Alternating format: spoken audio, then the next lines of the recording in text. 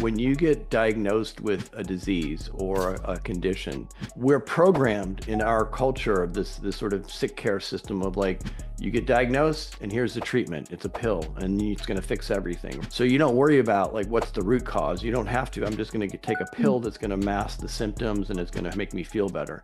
But I think that's antiquated. And so my storytelling brain, like going back to the film business, is I want to understand what the real story is here. So what's causing a blood disorder? And it turns out that my condition is actually caused by environmental acquired illness. It's in a series of diseases that they don't know. It's not genetic, and there is a genetic test for it, which I did, and I don't have the genetic version of it. And so it's environmentally acquired. And so of course I went to like, well, what's in my environment? Is it the food I'm eating? Is it the air I'm breathing, the water I'm drinking?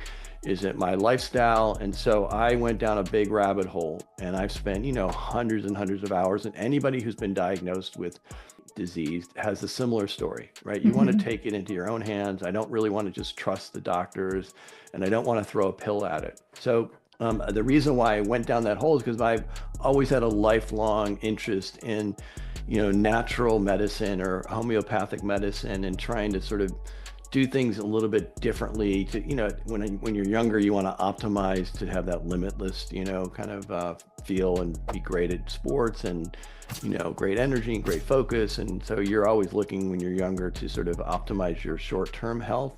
When you get older, you're looking to optimize your long-term health because you want to stay healthy as long as possible and stay active as long as possible. And was it tough for you at the time when you were going through this and educating yourself on products in your life that might be affecting you, or, your water, your deodorant, whatever it might be? Was it tough to find products to swap out, or like, how did you go through that process? Actually, I found it to be like, before, social media, there was still a lot of online content and a lot of books written. Sort of one of the early kind of mentors or inspirations to me was Dr. Andrew Weil, who was a Harvard educated MD, who also sort of was a proponent of holistic medicine and like natural interventions like acupuncture and herbs. And so I just ate at a True Food Kitchen. I love that place. I'm obsessed. I mean, he's really walking the walk, can we say, after all of these years, he's still doing it. So he kind of inspired me. I read all of his books and then went into the mental health side of like, Wayne Dyer, and sort of trying to sort of naturally you want to change your mindset.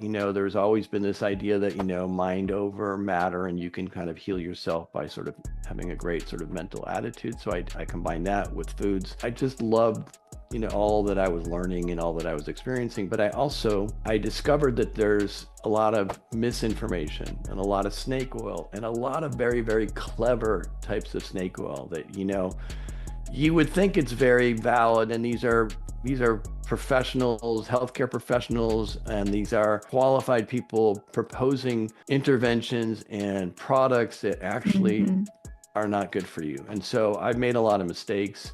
I saw a lot of misinformation in all the hours that I spent researching. And so it kind of led me to this road where I'm at today, which is to start this company, the Swell Score, with some other naturopathic doctors to help people find vetted products that have, evidence-based protocols that have science to support their usage, and also with brands and products that have been tested and verified, companies that are willing to be transparent about their ingredients. So I think that was really missing in the space. So that's kind of what led me to do what I'm doing today.